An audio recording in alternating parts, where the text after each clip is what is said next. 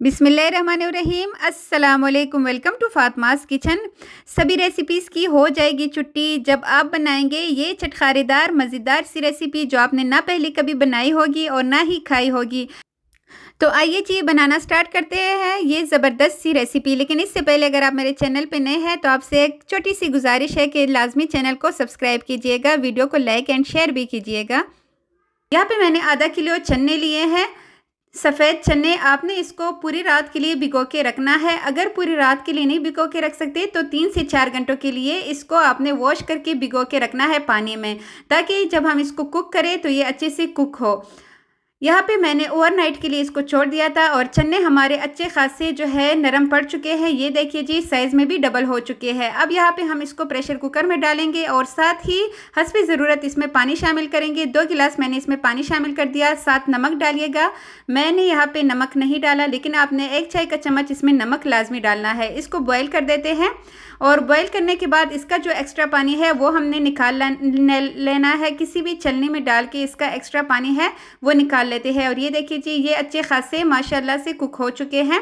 यहाँ पे छलनी में डाल के जब ये ठंडे हो जाए उसके बाद ही हमने नेक्स्ट प्रोसेस करना है। 1 चाय का चम्मच हम इसमें नमक शामिल करेंगे और 1 चाय का चम्मच ही मैं इसमें शामिल करूंगी काली मिर्च का पाउडर। अगर आपने बॉईल करते हुए इसमें नमक डाला है तो फिर आपने यहाँ पे आधा चाय का चम्मच इसमें नमक शामिल करना है और इसको हमने अच्छे से मिक्स करना है, ताकि नमक और जो काली मिर्च हमने इसमें शामिल की है वो अच्छे से इसमें जज़ब हो सके। अब यहाँ पे मैं इसमें शामिल करूंगी 3 टेबल स्पून मैदा। यहाँ पे मैंने 3 टेबल स्पून इसमें मैदा डाल दिया है। इसको अब अगेन हमने अच्छे से मिक्स करना है, ताकि ये हर एक चने के ऊपर अच्छे से कोट हो सके। चम्मच की मदद से अगर हम इसको मिक्स करेंगे तो इसके टूटने का ख़तरा होता है, इसलिए आपने सेम ऐसे ही प्रोसेस करना है। और मुझे यहाँ पे मैदा कम लग रहा है तो यहाँ पे मैंने मज़ीद 1 टेबल स्पून और मैदा इसमें डाल दिया है। तो यहाँ पे आधा किलो के लिए हमने तकरीबन 4 टेबल स्पून इसमें मैदे का इस्तेमाल किया है।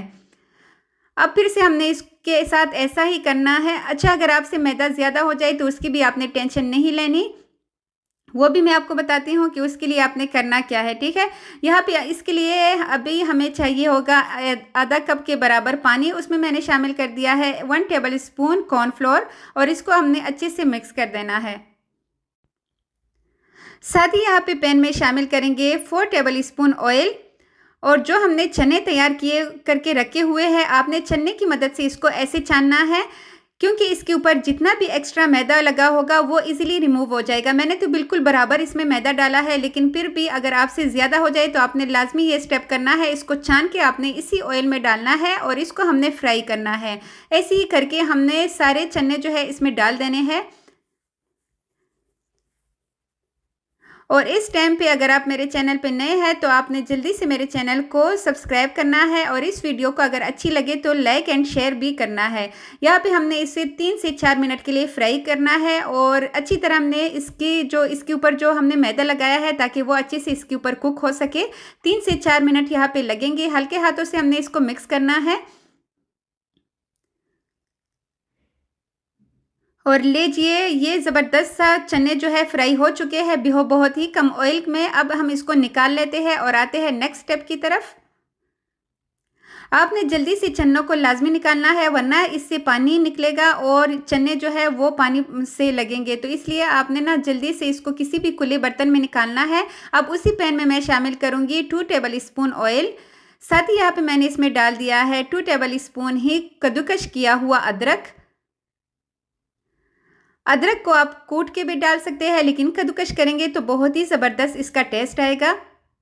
अच्छे से हमने इसको फ्राई करना है सिर्फ 1 मिनट के लिए, बहुत ज़्यादा हमने इसका कलर चेंज नहीं करना। अब यहाँ पे हमने एक लार्ज साइज़ का प्याज लिया था, उसके क्यूब्स काट के हमने इसमें डालने हैं और साथ ही एक मीडियम साइज़ का शिमला मिर्च, उसको भी क्यूब्स की शक्ल में काट के अपने इसमें शामिल करना है और इसको अच्छे से मिक्स करेंगे। क्योंकि हम इसे चटपटा और चटखारेदार बना रहे हैं तो यहाँ पे हम कुछ चटपटी चीज़ों का इस्तेमाल करेंगे।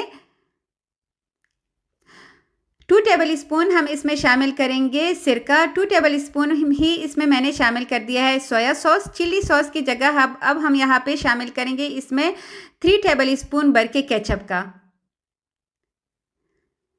केचप से इसमें बहुत ही ज़बरदस्त फ्लेवर आएगा। अगर आप इसको ज़्यादा स्पाइसी बनाना चाहते हैं तो फिर जो चीज़ें मैंने बताई है उसका आपने थोड़ा सा ज़्यादा लेना है। 3 टेबल स्पून की जगह आपने 4 टेबल स्पून यहाँ पे केचप इस्तेमाल करना है।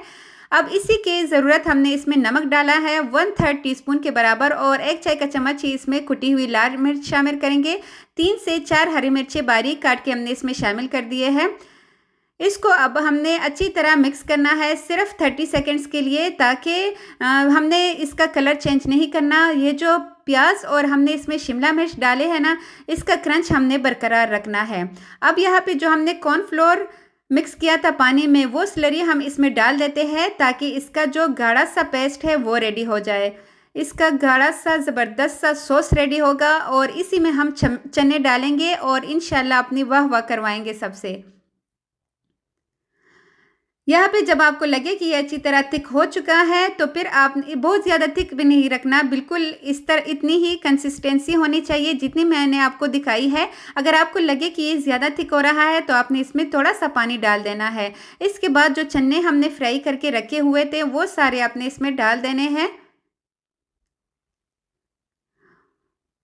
और ये इतनी झटपट बन जाने वाली रेसिपी है ना कि इंशाल्लाह आपके अफ्तार में थोड़ा सा भी टाइम हो तो आप इसको बना सकते हैं। बॉयल चने तो वैसे भी रमज़ान का महीना है, फ्रिज में पड़े ही रहते हैं, तो आप झटपट ये वाली रेसिपी बना सकते हैं। यहाँ पे हमने इसको अच्छी तरह मिक्स कर देना है और इस पॉइंट पे हमने चूल्हा जो है वो ऑफ करने से पहले इसके ऊपर हम जल्दी से हरा धनिया डाल देंगे और साथ ही यहाँ पे इसको मज़ीद चटपटा बनाने के लिए हम इसके ऊपर नींबू का रस डालेंगे। तो है ना मज़ेदार रेसिपी, बहुत ही इंशाल्लाह आपको पसंद आएगी जब आप इसको एक बार बनाएंगे।